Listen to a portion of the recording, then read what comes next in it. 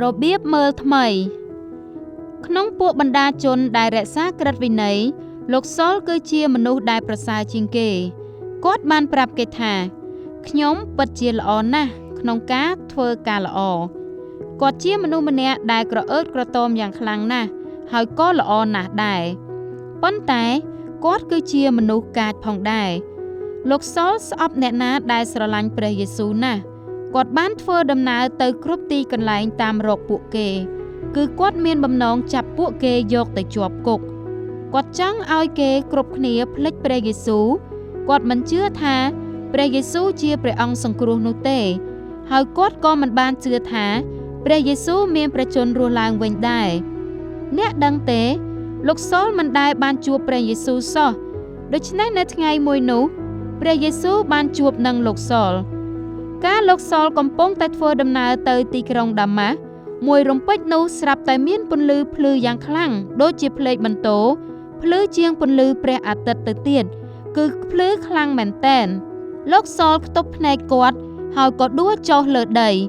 គាត់បានឮសំឡេងមួយដ៏ខ្លាំងគឺឮសូរខ្លាំងណាស់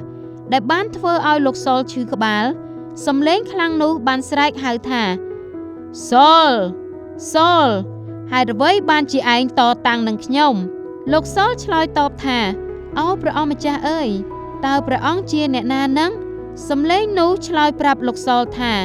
ខ្ញុំជាព្រះយេស៊ូវពេលដែលអ្នកធ្វើទុក្ខដល់មិត្តរបស់ខ្ញុំនោះដូចជាអ្នកបានធ្វើទុក្ខដល់ខ្ញុំដែរខ្លួនទាំងមូលរបស់លោកសុលបានញាប់ញ័រព្រះយេស៊ូវមានបន្ទូលថាចូលចេញទៅទីឯក្រុងទៅខ្ញុំនឹងប្រាប់ឯងពីការដែលត្រូវធ្វើពេលដែលលោកសុលបានបើកភ្នែកឡើងនោះគាត់មើលមិនឃើញអ្វីសោះអ្នកជំនួយរបស់គាត់ក៏បានដឹកដៃគាត់ហើយនាំផ្លូវគាត់ដូចជាកូនក្មេងតូចមួយលោកសុលបានងងឹតភ្នែកអស់រយៈ3ថ្ងៃប៉ុន្តែ3ថ្ងៃនោះមកគាត់បានមើលឃើញវិញហើយហាក់បីដូចជាគាត់ទើបតែនឹងបានមើលឃើញជាលើកដំបូងស្របពេលនោះមានបុរសម្នាក់ឈ្មោះលោកអាណានីជាអ្នកដែលស្រឡាញ់ព្រះយេស៊ូវហើយព្រះយេស៊ូវបានយាងមកជួបគាត់ក្នុងសុបិនហើយទ្រង់មានបន្ទូលថាចូលទៅឯលោកសុលហើយអធិដ្ឋានឲ្យគាត់មើលឃើញវិញខ្ញុំនឹងធ្វើឲ្យគាត់មើលឃើញម្ដងទៀតលោកអាណានីបានស្គាល់លោកសុលយ៉ាងច្បាស់ណាស់ហើយក៏ដឹងផងដែរថាគាត់បានស្អប់អ្នកដែលដើរតាមព្រះយេស៊ូវដែរដូច្នេះលោកអាណានីបានទូលទៅឯព្រះអង្គថាព្រះអង្គម្ចាស់អើយគាត់មកធ្វើទុក្ខដល់ពួកយើងទេតើប៉ុន្តែព្រះយេស៊ូវបានឆ្លើយប្រាប់ទៅលោកអាណានីថាគឺសុលនេះហើយដែលយើងបានជ្រើសតាំងឲ្យទៅប្រាប់លោកីទាំងមូលថាយើងជាអ្នកណាដូច្នេះលោកអាណានីក៏បានទៅជួបលោកសុលហើយលោកអាណានីនិយាយថាអូប្អូនប្រុសសុលអើយព្រះយេស៊ូវគឺជាអង្គដែលឯងបានជួបនៅតាមផ្លូវនោះហើយលោកអាណានីក៏អធិដ្ឋានឲ្យលោកសុលមួយរំពេចនោះលោកសុលបានមើលឃើញជាថ្មីឡើងវិញប៉ុន្តែគាត់បានឃើញអ្វីៗគ្រប់យ៉ាងខុសពីមុនគាត់មិនកាចទៀតទេគាត់ថែមទាំងបដូរឈ្មោះរបស់គាត់ពីលោកសុលទៅជាសាវកប៉ុលវិញដែលនោះមានន័យថាតូចនិងរាបសារជាពាក្យផ្ទុយនឹងពាក្យក្រអឺតក្រទមតើអ្នកដឹងទេថាឈ្មោះអាណានីមានន័យដូចម្ដេចគឺព្រះអង្គពោរពេញទៅដោយព្រះគុណមានន័យថាអំណោយហើយអ្វីដែលគួរឲ្យអស់សំណោចនោះគឺត្រង់ថានេះជាការបង្រៀនរបស់សាវកប៉ុលចាប់ផ្ដើមពីពេលនេះទៅសាវកប៉ុលបានប្រាប់ដល់ពួកបណ្ដាជនថាដើម្បីឲ្យព្រះជាម្ចាស់ស្រឡាញ់អ្នករាល់គ្នានោះវាមិនមែនអាស្រ័យលើការធ្វើតាមក្រឹតវិន័យនោះទេអ្នករាល់គ្នាមិនចាំបាច់ធ្វើឲ្យបានល្អក្នុងការប្រព្រឹត្តការល្អនោះទេគឺអ្នករាល់គ្នាគ្រាន់តែត្រូវការមានជំនឿលើព្រះយេស៊ូវលើអ្វីៗដែលព្រះអង្គបានធ្វើហើយដើរតាមទ្រង់តែប៉ុណ្ណោះទេ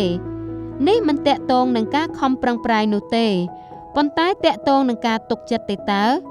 វាមិនរំពឹងលើក្រឹតវិន័យទេតែរំពឹងលើព្រះគុណវិញអំណោយទានដ៏ឥតគិតថ្លៃរបស់ព្រះជាម្ចាស់ដែលព្រះអង្គបានផ្ដល់ឲ្យយើងគឺជាអំណោយទានដែលទ្រង់បានបង់គ្រប់ទាំងអស់តើមានហេតុការណ៍អ្វីកើតឡើងចំពោះសាវកប៉ុលគាត់បានជួបព្រះយេស៊ូវសាវកប៉ុលបានទទួលការងារថ្មីមួយគាត់បានហៅខ្លួនគាត់ថាជាអ្នកបម្រើ ហើយគាត់បានធ្វើដំណើរទៅគ្រប់ទីកន្លែងដើម្បីប្រាប់បណ្ដាជនពីព្រះយេស៊ូវគាត់បានជួបការលិចសំពៅ3 ដងហើយគាត់ថែមទាំងបានជាប់គុកទៀតផងគាត់បានសរសេរសម្បត្តិពីក្នុងគុកថាព្រះទ្រង់ស្រឡាញ់យើងរាល់គ្នាគ្មានអ្វីដែលអាចកាត់ផ្តាច់យើងចេញពីសេចក្តីស្រឡាញ់របស់ព្រះជាម្ចាស់បានទេជាសេចក្តីស្រឡាញ់ដែលទ្រង់បានបង្ហាញតាមរយៈព្រះយេស៊ូវដែលក្តីស្រឡាញ់នោះគ្មានទីបញ្ចប់